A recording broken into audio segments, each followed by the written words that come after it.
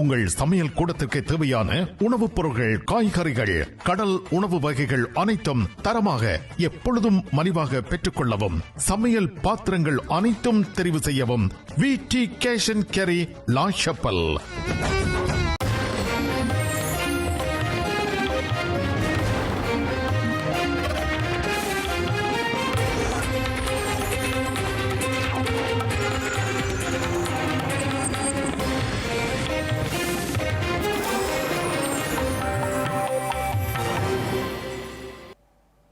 வணக்கம். இது IBC தமிழின் செய்தி மற்றும் நடப்பு விவகாரங்களின் தொகுப்பு நேரம்.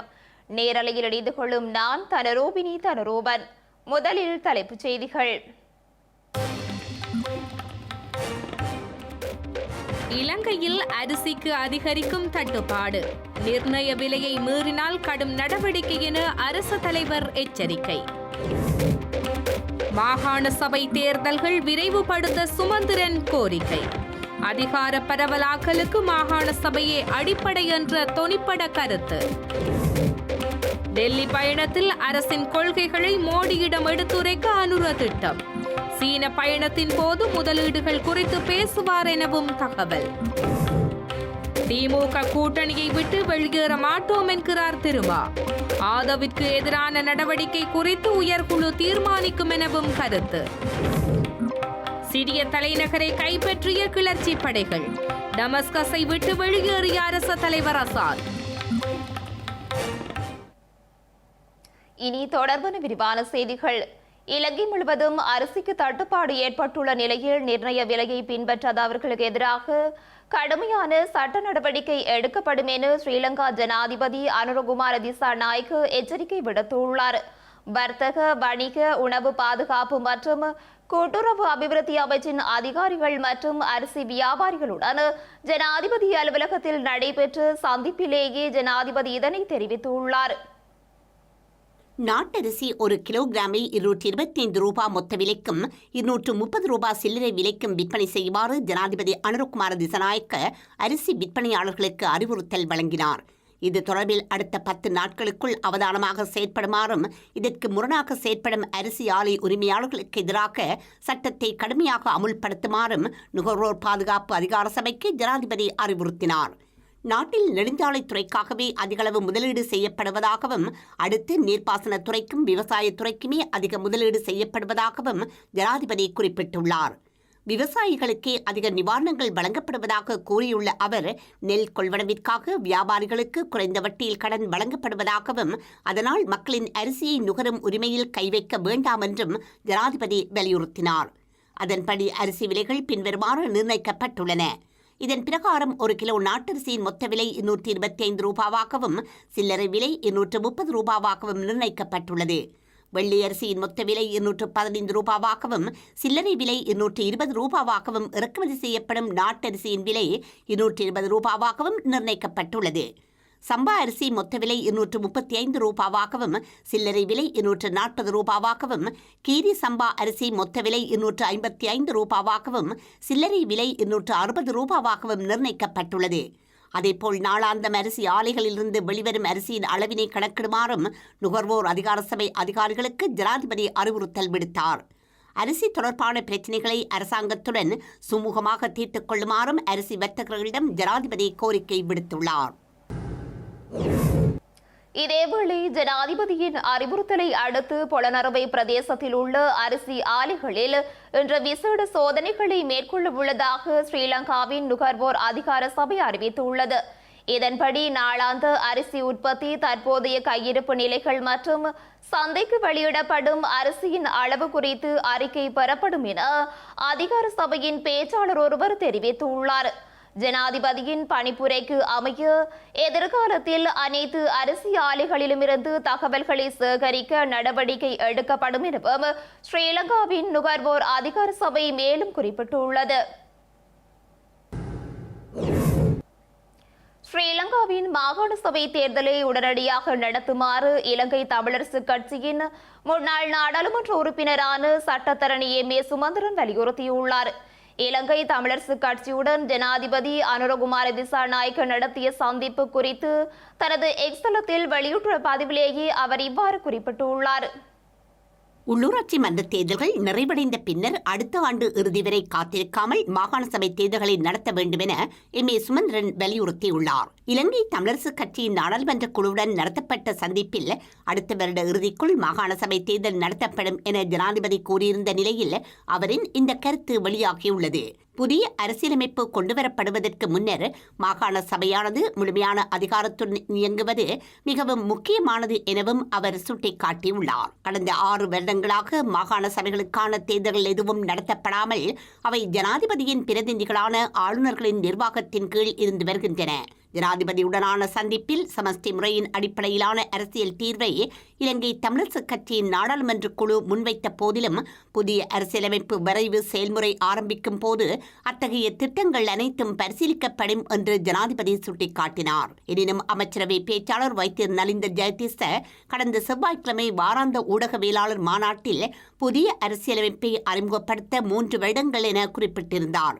ஆகவே மாகாண சபைகள் மற்றும் அதிகார பகிர்வு உள்ளிட்ட முக்கிய விடயங்கள் தொடர்பில் பொது உரையாடல்களை நடத்த போதிய சந்தர்ப்பம் இருப்பதாகவும் அவர் சுட்டிக்காட்டியிருந்தார். மாகாண சபைகள் தொடர்பில் தாம் இறுதி தீர்மானம் எதிரையும் எடுக்கவில்லை எனவும் அமைச்சரவை பேச்சாளர் அமைச்சர் நலிந்த ஜெயதிச மேலும் குறிப்பிட்டுள்ளார். ஸ்ரீலங்கா ஜனாதிபதி அனுரகுமார திசாநாயக்கவின் இந்திய மற்றும் சீனாவிற்கான பயணங்களின் போது முதலீடுகள் குறித்து அதிக கவனம் செலுத்தப்பட உள்ளதாக தெரிவிக்கப்பட்டுள்ளது. குறிப்பாக இந்தியாவிற்கான பயணத்தின் போது புதிய அரசாங்கத்தின் கொள்கைகள் தொடர்பாக இந்திய பிரதமர் நரேந்திர மோடிக்கு அனுரகுமார திசாநாயக்க எடுத்துரைப்பார் எனவும் தெரிவிக்கப்பட்டுள்ளது.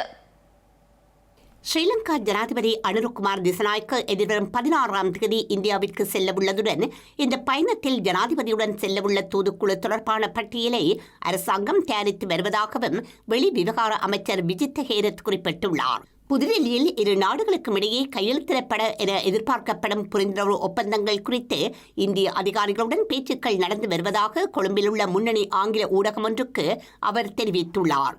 குறிப்பாக மின்சாரத்துறையில் இந்திய முதலீட்டு திட்டங்களில் கவனம் செலுத்த வாய்ப்பிருப்பதாக விஜித்த ஹேரத் சுட்டிக்காட்டியுள்ளார்.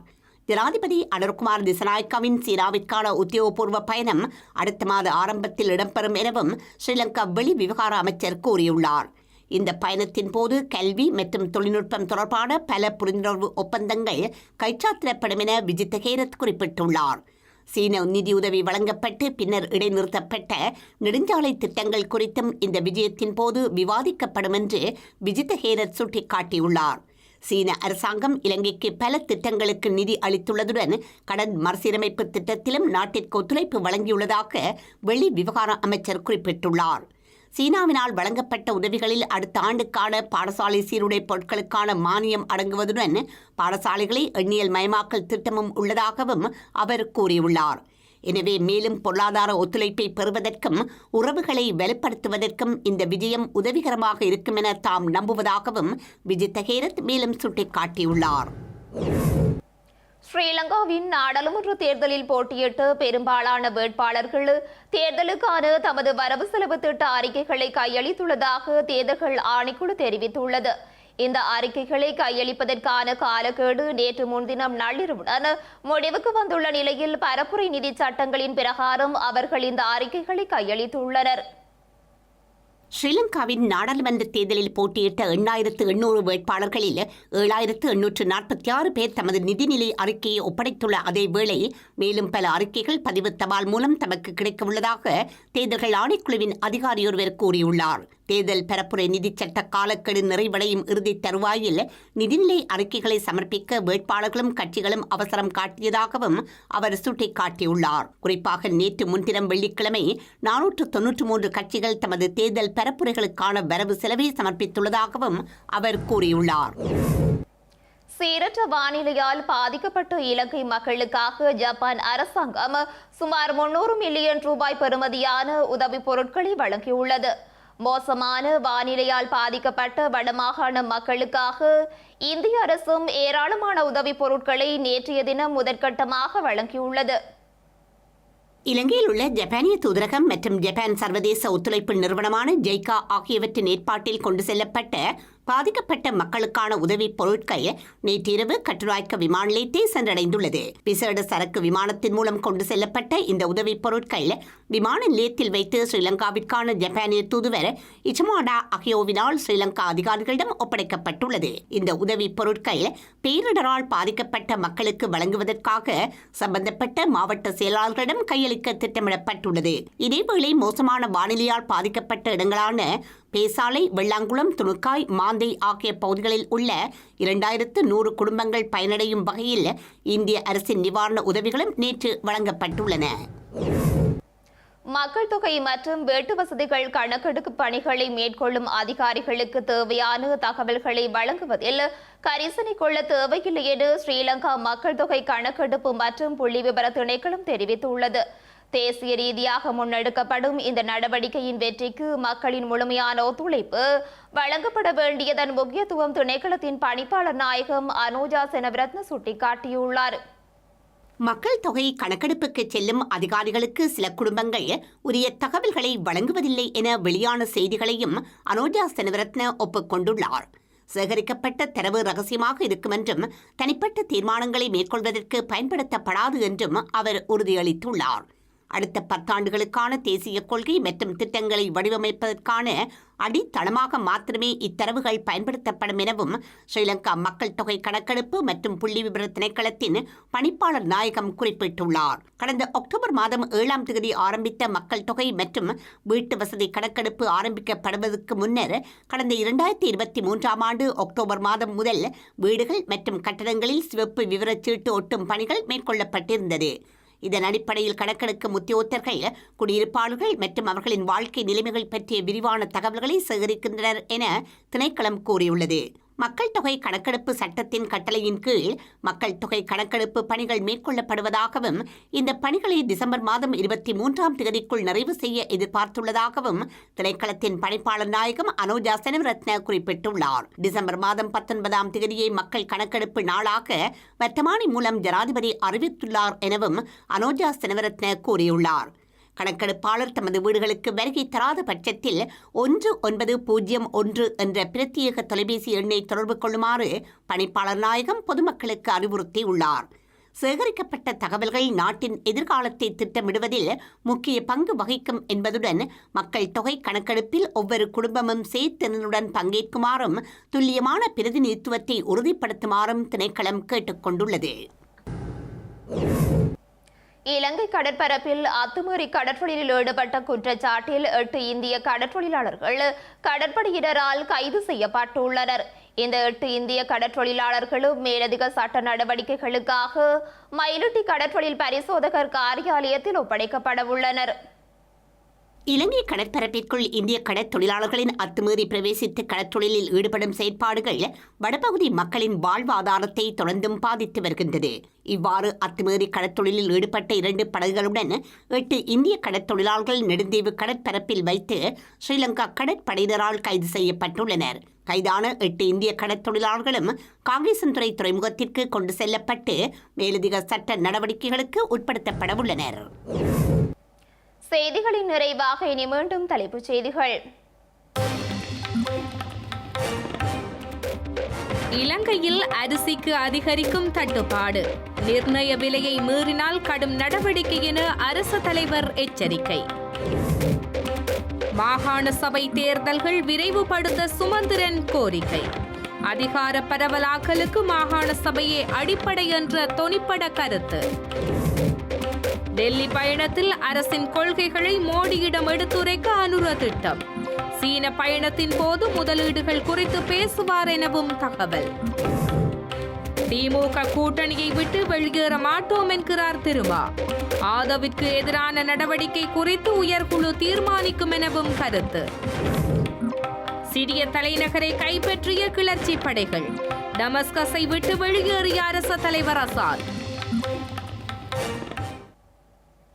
இத்துடன் இன்றைய செய்தி நேரம் நிறைவுக்கு வருகின்றது. உடனுக்குடன் செய்திகளை அறிந்து கொள்ள IBCTamil.com என்ற நமது இணையதளத்தினை பார்வையிடுங்கள். வணக்கம்.